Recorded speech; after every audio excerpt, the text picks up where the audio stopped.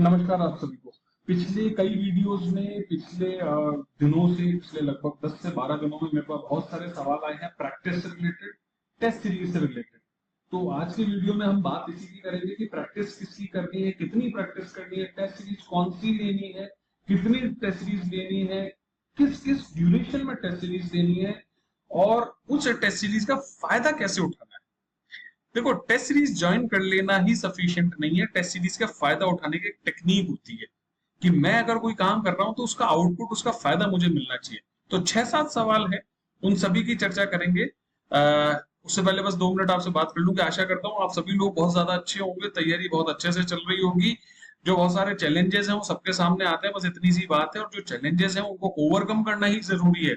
Overcome करने का मतलब है उन सबको फेस करते हुए भी आपको अपनी पढ़ाई लगातार जारी रखनी है। बस केवल और केवल ये चीज है। कईयों के सामने ये प्रॉब्लम आ रही होगी कि यार सुबह वाला पानी देके नहीं गया। कईयों के सामने ये प्रॉब्लम आ रही होगी यार खाने में मिर्ची ज्यादा कर दी किसी ने। कईयों के सामने प्रॉब्लम ये आ रही होगी कि उनके पास किताब नहीं होगी। कईयों के सामने ये प्रॉब्लम आ रही होगी कि उन्हें कोई चीज पर्टिकुलर टॉपिक समझ में नहीं आ रहा। कईयों के साथ प्रॉब्लम ये आ रही होगी किसी दोस्त ने कुछ उससे कह दिया। कईयों के सामने प्रॉब्लम ये आ रही होगी कि यार चाय पीने गया तो बरसात में भीग गया। ऐसी छोटी मोटी ये रोजमर्रा की दिक्कतें हैं, इन सबसे ऊपर उठो, ये सारी चीजों से ऊपर उठ जाओ। एक छोटी सी सजेशन ये है कि रिलेशनशिप से इस दौरान थोड़ा सा बच के, ठीक है, एक सजेशन है, क्योंकि मैंने बहुत सारे लोगों को इस तैयारी के दौरान रिलेशनशिप जैसी जो चीजें उनमें जैसी अटैचमेंट होते देखा ना, मैंने पूरा बदलते देखा उनको। और उनकी पूरी जो पढ़ाई और एनर्जी जो होती है ना पढ़ाई की, वो सब खराब होती देखी है। तो उससे थोड़ा बचना। इस पे एक नेक्स्ट वीडियो में बात करूंगा रिलेशनशिप फायदा क्या देती है, नुकसान क्या देती है, क्या है। खैर अब बात आती है अपनी प्रैक्टिस पे। मेरा ही मानना है कि रोज आपको कम से कम, मैंने तो पहले अपने सेकंड वीडियो में बता ही दिया था कि आपको कम से कम 4 से 5 घंटे प्रैक्टिस के लिए देने चाहिए। 4 से 5 घंटे प्रैक्टिस देने का मतलब है 100 से 150 सवाल पर डे। 100 से 150 सवाल पर डे, और उसमें प्लस उनका एक्सप्लेनेशन पढ़ना जरूरी है। बिना एक्सप्लेनेशन पढ़े किसी भी प्रैक्टिस सेट का कोई फायदा नहीं है, ये मैं आपको बता दूं। एक्सप्लेनेशन पढ़े या फिर एक्सप्लेनेशन सुने हुए उसके नोट्स बनाए बिना। अगर कोई भी टेस्ट सीरीज या फिर कोई भी प्रैक्टिस बुक, आप कोई भी प्रैक्टिस बुक, मैं वापस से कह रहा हूं, any practice book, not personally mind, कोई भी प्रैक्टिस बुक आपके एक्सप्लेनेशन जो आपको अच्छा देती है, दैट इज मोर इंपॉर्टेंट।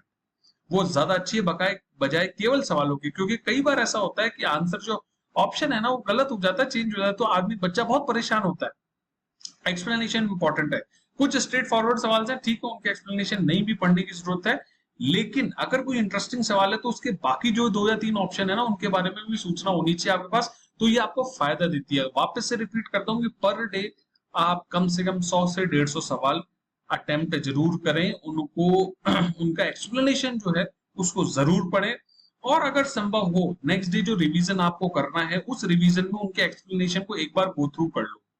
आप 15 दिन 20 दिन करके देखो, और मैं आपको गारंटी देता हूं, मैं गारंटी दे रहा हूं, इस जमाने में जहां लोग गारंटी वारंटी नहीं देते, मैं गारंटी दे रहा हूं कि 20 21 25 दिन आप करके देखो, आपको चेंज जो है ना वो अपने आप महसूस हो जाएगा।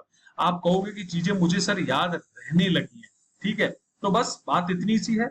वापस से मंडे टू सैटरडे, है ना, ऐसी टेस्ट सीरीज ज्वाइन करो। मैंने जितनी भी मोटा मोटी टेस्ट सीरीज की जो शेड्यूल देखे उन सब में सैटरडे या संडे टेस्ट का दिन रखा है। इवन आप प्रीपोन तो नहीं कर सकते टेस्ट को, जहां तक मैं जानता हूं पोस्टपोन किया जा सकता है टेस्ट को। तो आप अगर संडे को टेस्ट नहीं देना चाहते, आपको लगता है भीड़ बहुत ज्यादा होती है, सफोकेशन बहुत ज्यादा होता है, मैं वहां नहीं जा सकता या मुझे इतनी भीड़ पसंद नहीं है, एक एनवायरमेंट को हैंडल करने के लिए आप बुधवार को या फिर आप वीक डे में भी अपना टेस्ट का जो शेड्यूल है वो कर सकते हो। या आपके अकॉर्डिंग है। मैं वापस से कह रहा हूं, संडे वाला जो फॉर्मेट है वो इन जनरल अच्छा इसलिए होता है क्योंकि आरपीएससी भी सैटरडे या संडे ऐसे दिन ही एग्जाम रखती है। तो फॉर्मेट वो है, but you can choose according to your style of study, your style of your system of study. वापस से कह रहा हूं, आप चूज कर सकते हैं, you can postpone the test, लेकिन वीक में एक टेस्ट अभी जरूर दो। एस्टिमेशन जो है अक्टूबर या में जो टेस्ट प्री होने वाला है, एक प्लीज एक प्री का टेस्ट जरूर दो एक वीक में। और मैं वापस से कहता हूं कि जितने सवाल प्रैक्टिस करोगे उतना ज्यादा बढ़िया है। कुछ लोगों ने मुझसे सवाल पूछा है कितने आरपीएससी और यूपीएससी, जितने अवेलेबल हैं आपके पास उतने आरपीएससी और यूपीएससी के प्री के पेपर्स। आरपीएससी के जहां तक मुझे मालूम है 2008, 10, 12, 13, 2018, 2021 6 पेपर्स आपके पास अवेलेबल हैं। उससे पहले भी अगर मार्केट में आपको मिल जाते तो उठाओ ना यार, क्या दिक्कत है। राजस्थान की हिस्ट्री बदली नहीं, राजस्थान की ज्योग्राफी बदली नहीं, राजस्थान की पॉलिटी बदली नहीं। क्या पॉलिटिकल स्ट्रक्चर बदल गया क्या इंडिया में? नहीं बदला। राजस्थान की और क्या बचा, इकोनॉमिक्स है, इकोनॉमिक्स सर्वे की रिव्यू की बात जरूर करता हूँ, वो थोड़ा सा चेंज हो जाएगा, उसको छोड़ दो। बाकी तो सब एटलीस्ट उनको पढ़ने से आपको आइडिया तो लगेगा ना। चलो वो क्वेश्चन रिपीट नहीं होगा लेकिन आइडिया तो होगा कि अच्छा यार इस तरीके का सवाल जरूर पूछा जाता है। तो please have that concept in your mind. UPSC के केस में खासतौर पे 2013 के बाद से आपकी जो सी सेट है वो आपके क्वांट एलआर के लिए बहुत ज्यादा इंपॉर्टेंट है। 2013 से पहले मैं ये कहता हूँ 90s के बाद से 2000 से स्टार्ट कर लो, 20-23 साल के हैं, यूपीएससी के पिछले 20 सालों का पेपर्स उठा लो, it will be very helpful. ये सवाल किसी ने पूछा था, यूपीएससी आरपीएससी वाला हो गया। प्रैक्टिस कितनी करनी है वो भी मैंने आपको आंसर दे दिया। एक सवाल उभर के ये आता है बार बार कि सर कितनी टेस्ट सीरीज ज्वाइन करें। मेरी समझ ये कहती है कि अभी तो आपको एक ही टेस्ट सीरीज ज्वाइन करनी चाहिए, ठीक है। आप हर संडे टेस्ट देते जाओ। आप क्या कर सकते हो कि लास्ट के मंथ में, है ना, ये मेरा सजेशन है, आपकी अपनी इच्छा है। मेरी समझ ये कहती है कि अगर आपने अभी 2 टेस्ट सीरीज या एक से ज्यादा टेस्ट सीरीज में, कुछ धुरंधर लोग हैं 3 टेस्ट सीरीज भी ज्वाइन कर लेंगे, इट क्रिएट्स प्रेशर। जो लोग इंटरव्यू दे रहे हैं पहले से ही, या जो लोग पहले 2 बार इंटरव्यू दे चुके हैं, वो जरूर 2 टेस्ट सीरीज ज्वाइन कर सकते हैं, क्योंकि उनकी एक्सपर्टीज है, उन्हें केवल चीजों को रिवाइज करना है, उन्हें केवल चीजों को ब्रश अप करना है। तो they can join 2 test series, but जो बच्चा फ्रेश है, बिल्कुल नया है, उसे 2 टेस्ट सीरीज अभी ज्वाइन नहीं करनी चाहिए। प्रेशर में फंस जाओगे और सिलेक्शन नहीं होगा, बंडल पे बंडल बढ़ता जाएगा कि यार रिवीजन नहीं है, ये सेक्शन मैंने पढ़ा नहीं है, इसमें मेरे नंबर नहीं आ रहे, ये सारी चीजें, ठीक है। तो please join a single test series. In the last one purchase any test series, any institute, कोई भी टेस्ट सीरीज उठाओ, घर बैठे उसको सॉल्व करो। क्योंकि तब तक आप खुद सोचो, अगर मैं 2 महीने की बात कर दूं, 60 दिन, 60 दिन में सैटरडेज को छोड़ दूं 8 दिन, तो 50 दिन बनते हैं। 50 दिन में आप हर दिन अगर 100 क्वेश्चन सॉल्व कर रहे हो, you have solve 5000, more than 5000 question. और 5000 नहीं, अपन ने 150 की बात की, फ्रेंकली स्पीकिंग, तो 7500 क्वेश्चन आप सॉल्व कर चुके हो। साथ ही साथ आपने 8 दिन 8 पेपर्स दिए, तो कितने हो गए, 15 8 120, 1200 क्वेश्चन। तो आप लगभग 9000 क्वेश्चन सॉल्व कर चुके हो विद एक्सप्लेनेशन। अगर आपने सही सेट ऑफ क्वेश्चंस उठाए हैं ना, मैं गारंटी देता हूं कई कई बार तो ऐसा होता है कि 40% क्वेश्चन इन्हीं सेट्स में से आ जाएंगे, बशर्ते आपको सारी चीजें याद। ये एक इंपॉर्टेंट चीज है। तो आपको ये ध्यान रखना है, जो कह रहा हूं उसके पर्पस हैं, उसके उद्देश्य हैं, उनका आउटपुट है। फॉलो अप करोगे तो अच्छा है, फायदा है, नहीं तो अपनी भी स्ट्रेटेजी हो सकती है, लेकिन आपको उतना स्मार्ट एनफ होना पड़ेगा, आपने उतनी चीजों को देखा होगा।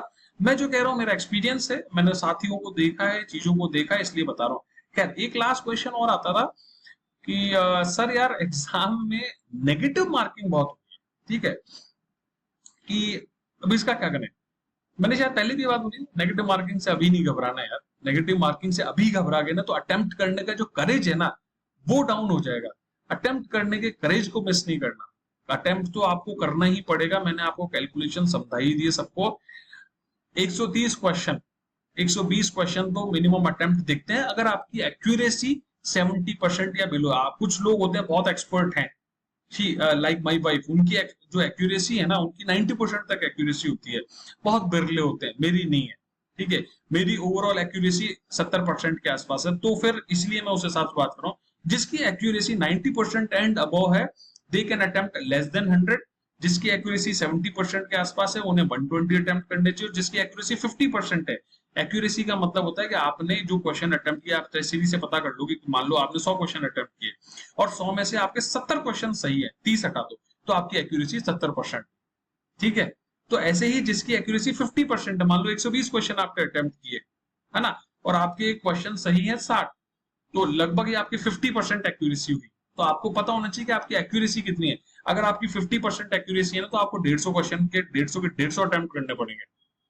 ध्यान रखना, ये है एक्यूरेसी बेस्ड। आई होप आप लोग समझ रहे होंगे इस चीज को, थोड़ा सा टेक्निकल है, लेकिन यही तो स्मार्ट स्टडी का कॉन्सेप्ट है, ठीक है। तो नेगेटिव से अभी मत घबराओ, अभी तो अटेम्प्ट करो जितने अटेम्प्ट कर सकते हो। आपको चीजें समझ में आएंगी। नो दाई सेल्फ, अपने आप को जानना भी बहुत जरूरी है कि मेरी एक्यूरेसी और मेरी चीजों का कॉन्सेप्ट, जो मेरा वे ऑफ डूइंग थिंग्स है, वो कैसा है, ठीक है। तो ये टेस्ट सीरीज, नेगेटिव मार्किंग, कितने अटेम्प्ट करने हैं और कितनी प्रैक्टिस करनी है, सारे क्वेश्चंस के जवाब शायद मैंने दे दिए। अगर फिर भी कोई क्वेश्चन बचता है तो please feel free to comment. Suggestion सबको यही है, अच्छे से मेहनत करो, इधर उधर की बातों में मत लगो, फालतू की कमेंटबाजी मत करो, केवल और केवल पढ़ाई में ध्यान दो। वापस से कहता हूं, पढ़ने वाले का सिलेक्शन होता है, पढ़ने वाले, मन से, अच्छी नीयत से पढ़ने वाले का फाइनल सिलेक्शन होता है। इधर उधर की बातें जो आजकल चल भी रही हैं न्यूज में, उन पे ध्यान मत दो। That's all. जय हिंद, जय भारत, वंदे मातरम।